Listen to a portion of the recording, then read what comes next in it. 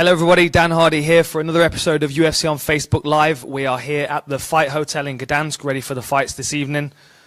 I've got Platinum Mike Perry with me, doesn't really need an introduction.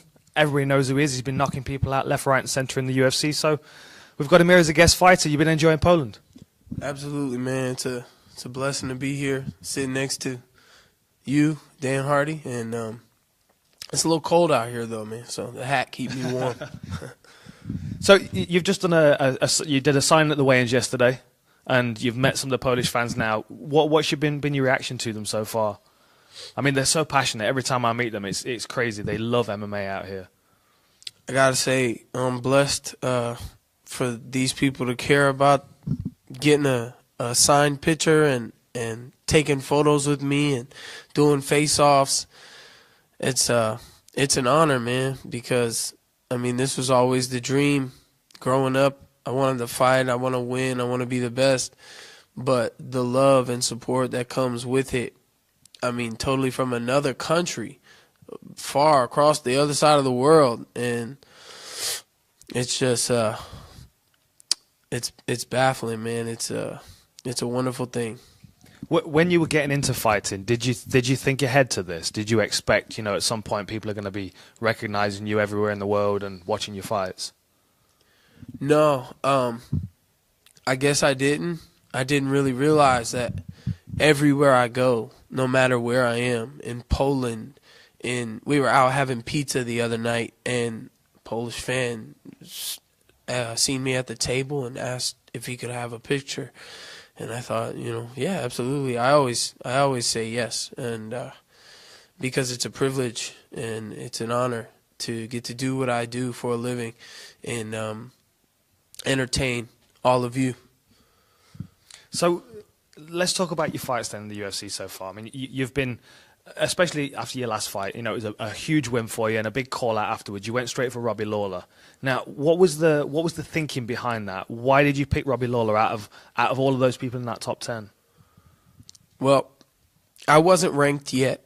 The rankings hadn't come out, and I was trying to get ranked, and I figured there's 14 people behind the name that I called out, and I wasn't sure if I would get the name that I called out. I was willing and prepared for the name that I called out. Obviously, he didn't even respond to me as if it wasn't a legitimate call out. But I'm not just a fan on Twitter talking trash.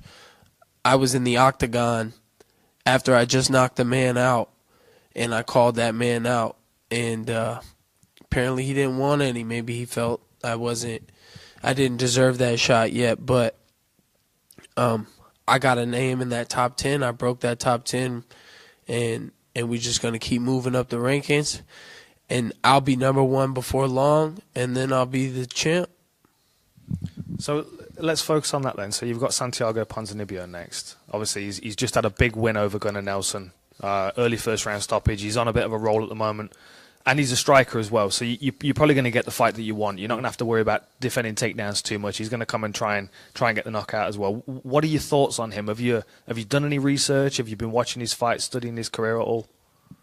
I seen that fight with Gunnar Nelson, and it's just another blessing, man. I guess I love that word, huh? It's just a true thing that so many good things happen to me, and it is the fight I want. I got a game opponent who steps forward. We all know I come forward. I come to fight. I'm down to take one or two just to land one good one. And Santiago's going to move forward, and I'm going to hit him, and we'll see what happens when that happens. And it's kind of redemption for me to beat the guy who beat the guy who beat the guy, So I was the last guy in that.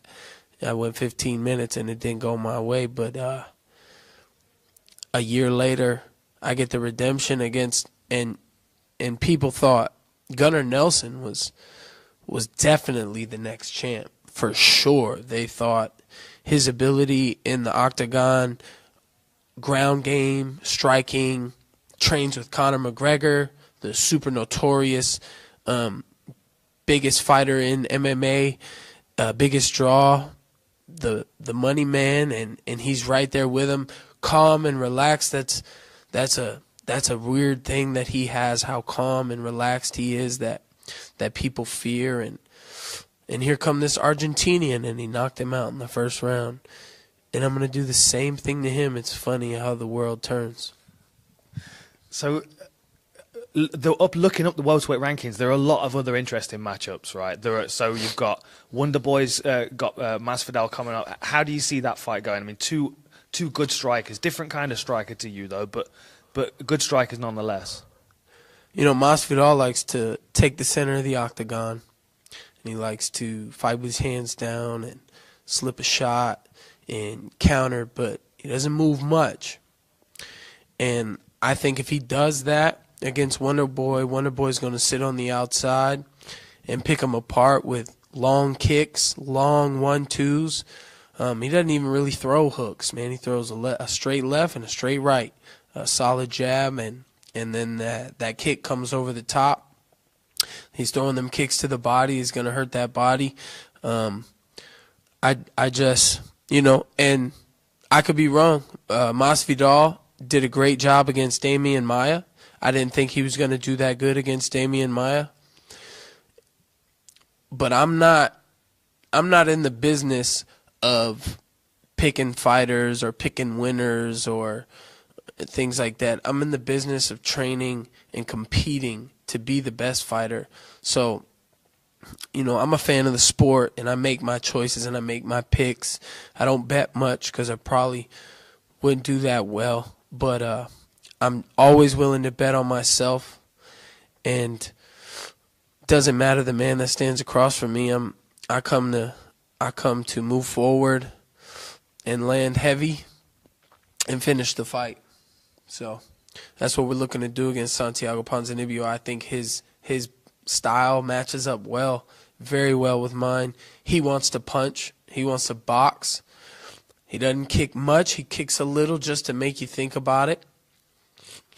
And I don't think he's ever had anybody get in his face how I'm going to get in his face. I'm gonna just be forehead to forehead with him, and I'm going to be so close that when he swings and doesn't touch me, that he's going to get confused and it's going to break him. And each and every time I fight, I feel like I break a couple more fighters in the welterweight division, and they run from me. Not physically, but, well, some of them, when they get in that octagon, they try to run from me. But if you cut that cage off, the walls get small and it closes in on you, and then you're waking up looking at the lights and all the people, like, what happened? And then you see that replay video. It's simple, man. It's physics. If I swing this thing as hard as I can and hit you anywhere on the cranium, it's over. And what about the guy that you called out? So Robbie Lawler's now got RDA. And what are your thoughts on that fight? And what are your thoughts on the winner of it getting a title shot? Man, the thing with the title shot was, this is RDA's third fight at welterweight. I think he fought like a number 15. Now he's fighting. Then he fought number 6 in Neil Magny. And now he's fighting number 1. And in 3 fights, they're going to give him that title shot. If he can beat Robbie Lawler, I guess he deserves it, coming in here, win 3 quick fights after being a former champion. He won't beat Tyron Woodley. He wouldn't do that. So, like I said at the weigh-ins yesterday, there's 4 possible opponents on my mind after the Ponzinibbio fight. It's the Wonderboy and the Masvidal fight I'm looking at. And then you asked me about that, and I went right back to the Santiago Ponzinibbio fight that's in front of me, looking at how Masvidal and Wonderboy match up, looking at how it's another blessing, the fact that we can talk about the top welterweights in the world in those 6 people that I just named, and I'm one of them. I'm number 15 right now, but I just named 6, and I'm top 6 far as I'm concerned. I'm the people's champ, other than the champ himself, because he's got a lot of support from the people too. People support me, I think, just because of my style. I come to entertain. Shout out Ariel Helwani, man. He said he put his life on the line that I show up in Winnipeg to entertain. And he's right. That's a good bet. I'm always willing to bet on myself. And I'm going to come in, I'm going to go forward, and I'm going to fucking fight. That's what I do this for, man. I go in there to get hit. I like to feel the pain a little bit. I might be a little twisted in the head. And talking about other welterweights that have got, a good opportunity in front of them, we're in Gdansk now. The big fight tonight is Cowboy, a veteran of the sport, against Darren Till, another rising welterweight, unbeaten at the moment. What are your thoughts on that fight? I guess there's 2 more then, huh? It's top 8, right? But, I thought at the weigh-ins, Cowboy didn't look like his usually cheery self at the face-offs. He looked a little more like he was wondering. Usually he just keeps that smile on his face and he points at the other guy like, really? Really? But we're looking at a kid who's 15-0. This is MMA. This is not boxing. In boxing, you see 15-0 every day. In MMA, there's so many ways to lose. I thought I was going to be 15-0. I'm 11-1. Somebody went 15 minutes with me, but so I've had to move forward and accept the fact that I'm not Floyd Mayweather in this game. I definitely don't fight like Floyd Mayweather. I'm a fan of Floyd Mayweather. Love how he fights. I'm a fan of Conor McGregor too. Love how he fights. Doesn't mean I don't want to fight them both at the same time. If I have the money, either one of them's making. I'm a real fighter. This is what I do. So I'm really excited to see these boys fight tonight and see what happens. I know Cowboy wants some of this. That's a real fighter, man. He wants to fight me because he respects how I fight. Darren Till wants to fight me because he respects how I fight. Fighters like that are ones to watch. So I'm excited to see these guys fight, and I'm excited to see what happens afterward. They might fight twice in the same night. We might have to fight. Me and the winner might fight tonight too. Extra on the ticket price. I like it. I like it. I've got one more question for you, and this is a different one. I'm not sure whether you've been asked this one before. Now, looking at the top 10 welterweights and a few names that we've discussed, Cowboy, Masvidal, RDA, they're all small welterweights. They're all welterweights that are coming up from lightweight. Now, we were discussing this at Media Day, and you were talking about how you're not too far off the welterweight limit. I mean, you consider yourself to be a small welterweight in comparison to some of these guys. Do you think that's there's a shift in the division? Do you think the lighter, faster guys are taking over at welterweight? Yeah, I think the speed is the biggest advantage. I know it is for me because I'm strong already. RDA seems to have that same little thing going for him, and he's a black belt in jiu-jitsu. And but when I look at RDA, I look at a lot of flawed striking, and not just even in RDA. When I say that, in the welterweight division, we got Masvidal, who is a street fighter, who's taken some technique, and I always come to this word swag. It's like I never liked the word until I thought about it from a fighting aspect. You have to be comfortable and you have to swag when you're striking. And even in Masvidal's good striking, how well he does in the welterweight division, I see many flaws. And I know people will say mine is flawed because they see me get hit. But how is it possible that I move forward, get hit with head kicks and overhand rights and don't flinch. Am I really getting hit? Or can you just not see it the way it's happening in my head? And I think I'm the best striker in the UFC. And, you know, with that weakness that I see in these other fighters, I'm working my ground game constantly on my wrestling, my jiu-jitsu. I'm so dangerous off my back, but we have yet to see someone hold me down and let me show what I can do on my back. Great wrestler like Jake Ellenberger takes me down and I'm up in 10 seconds. And I'm just going to keep working on my weaker points, which aren't very weak. And I will continue to focus on my strong points, like these hands that I'm selling for a very low price. You can get them for free $99.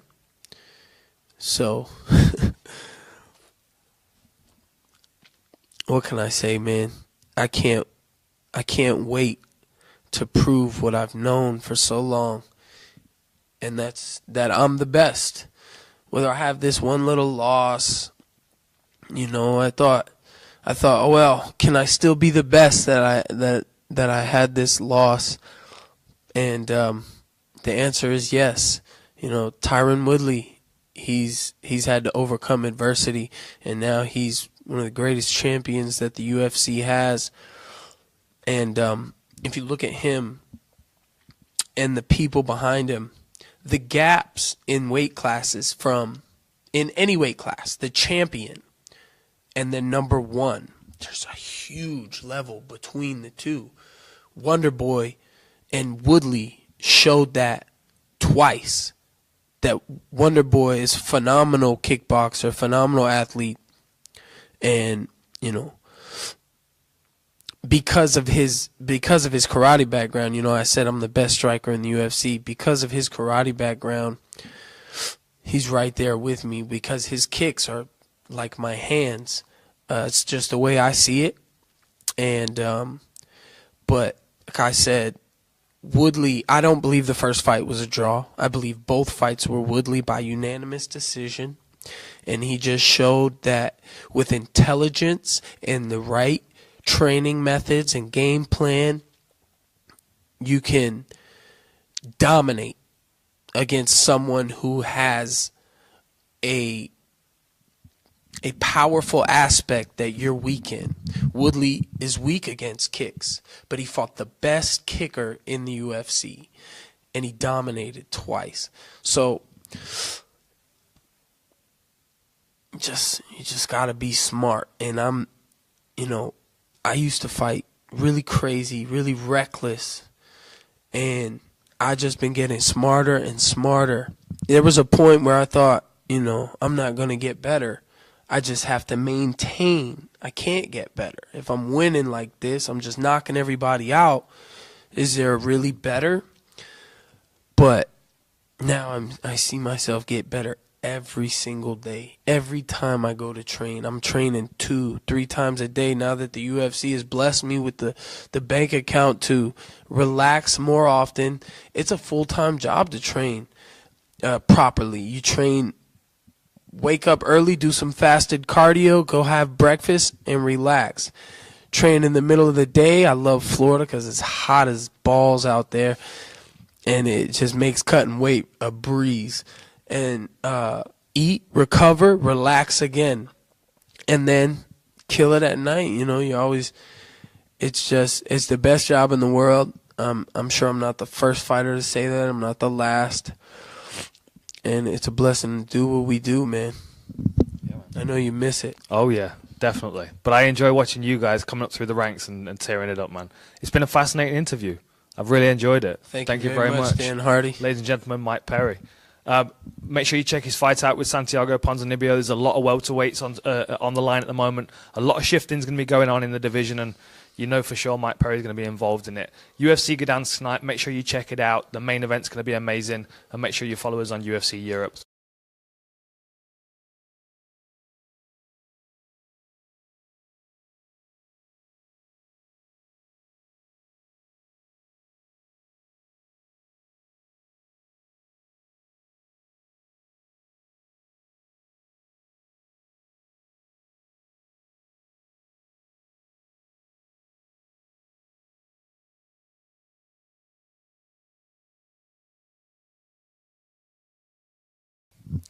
Hello everybody, Dan Hardy here for another episode of UFC on Facebook Live. We are here at the Fight Hotel in Gdansk, ready for the fights this evening.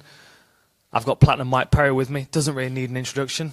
Everybody knows who he is, he's been knocking people out left, right and centre in the UFC, so we've got him here as a guest fighter.